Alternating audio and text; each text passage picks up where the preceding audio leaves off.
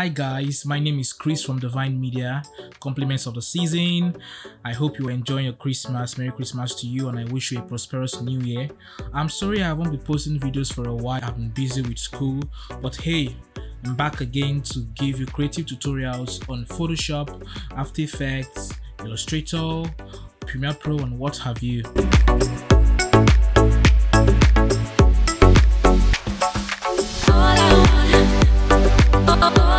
So today, in today's Photoshop tutorial, I'm going to teach you how to create an artificial raindrops on your image.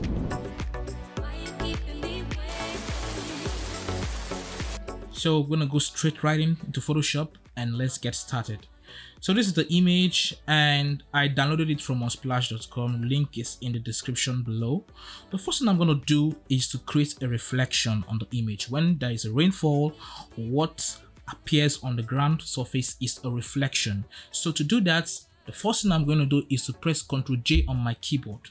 I'm going to duplicate the image and I'm going to press Ctrl T and I'm going to right click and click on flip vertical. And I'm going to reduce the opacity of this image. I want to create a reflection like I told you. So I'm going to drag this image down until I have a perfect reflection where the first and the second image meet each other. So I think this point is enough for me. So I'm going to click on OK and I'm going to create a max here. And I'm going to click on my brush and I make sure that my foreground color is black. If it is not black, you can press X to toggle in between. So the reflection has appeared everywhere, but I want it on the ground surface. So I'm going to clean up this part and make sure that it is only on the ground. Now that is good. So the next thing I want to do is to convert this to a smart object. Then change the blending mode to color dodge. And I'm going to go to my filter. I'm going to go to blur, Gaussian blur, and apply a value of 4 pixels. Yeah, that's it. Now, the next thing I'm going to do is to create a new layer. I'm going to go to filter. I'm going to go to render.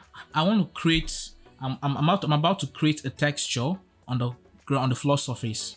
You know, there's a texture that relates with a wet surface. So that's what I'm trying to create now. So I'm going to go to render. I'm going to go to clouds. I'm going to click on clouds. Now this is the texture.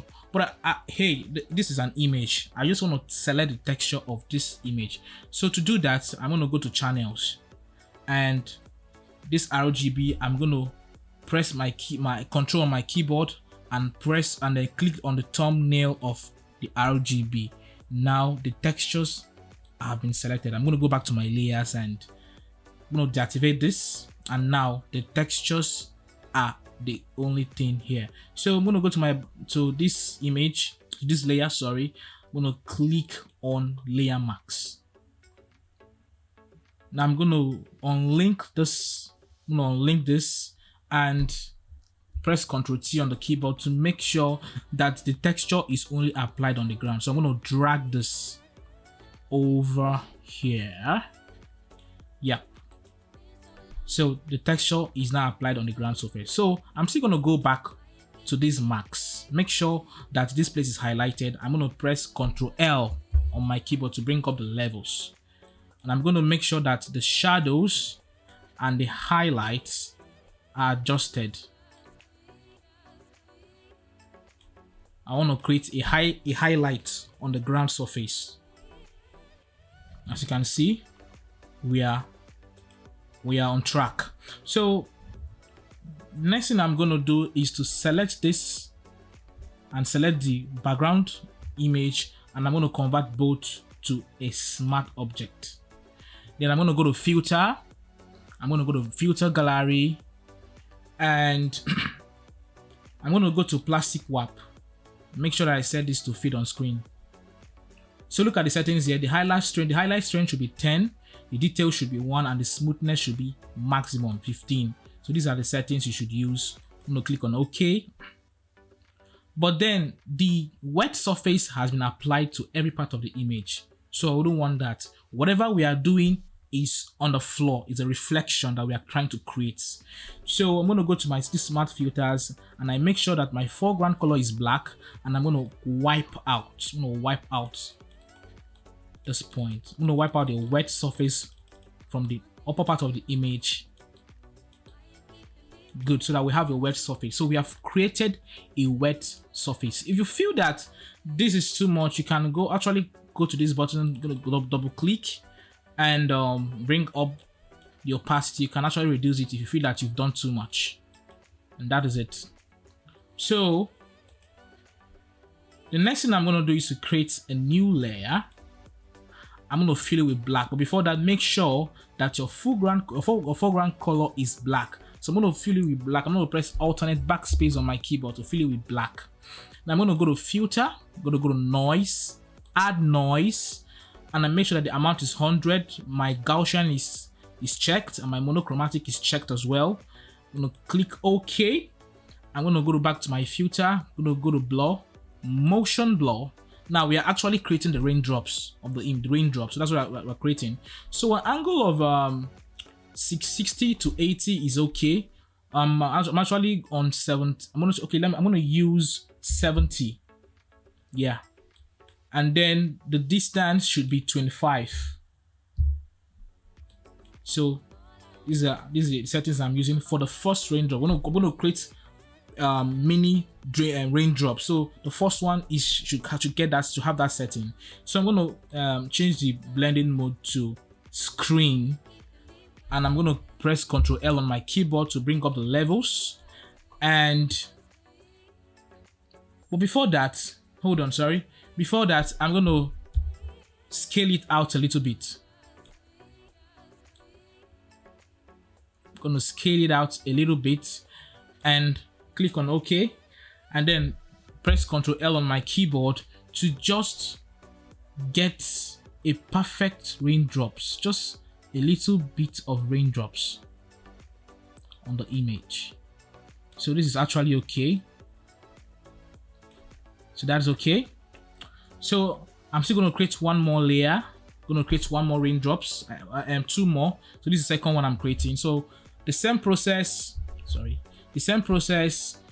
alternate backspace, fill it with black, go to your filter, go to your noise, add noise, the same amount, the same settings, amount 100, Gaussian, monochromatic. And then I'm gonna go to my filter, I'm gonna go to blur, motion blur. Now this time I might just adjust the angle, to create that randomness in the raindrop. So I'm gonna use let's say 73 for this, and the distance should be 50. Okay, now I'm gonna scale it out even further than I scaled the other one.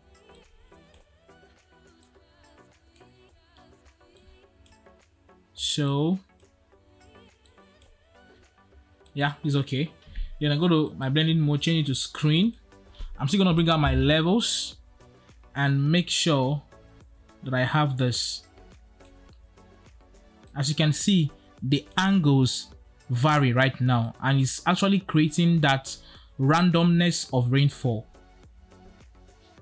Good.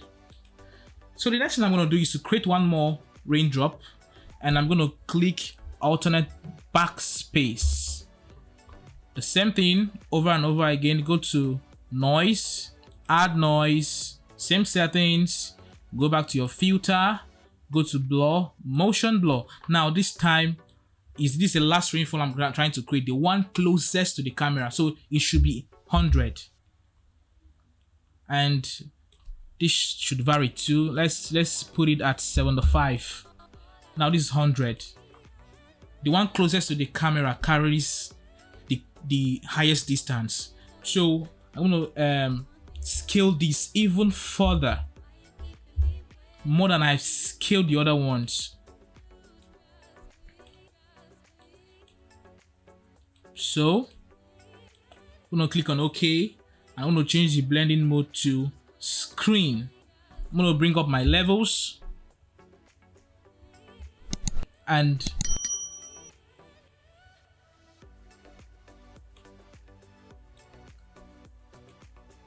create.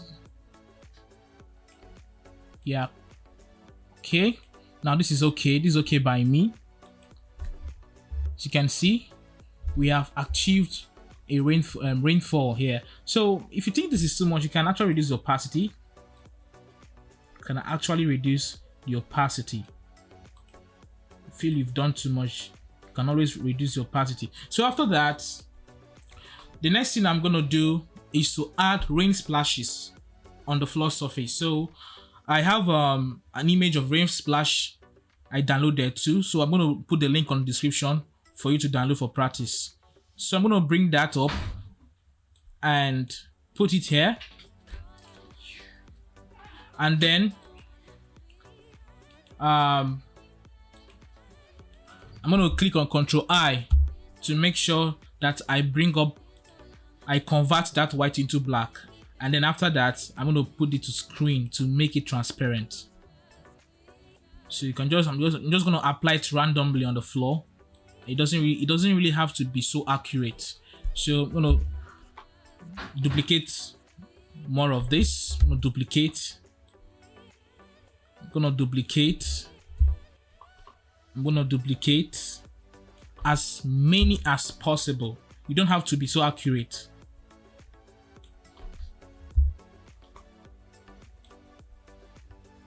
So I'm going to speed up this tutorial right now.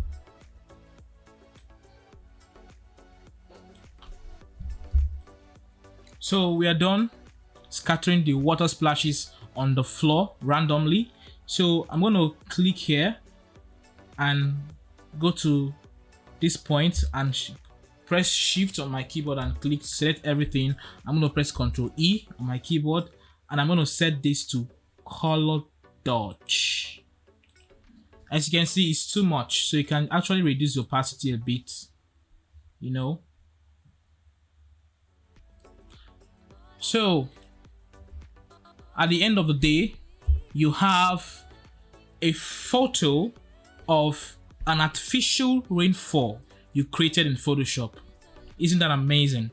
So if you enjoyed this tutorial, just drop a like, and if you are new to the channel, press the subscribe button, click on the subscribe button to get notified anytime I drop a creative tutorial.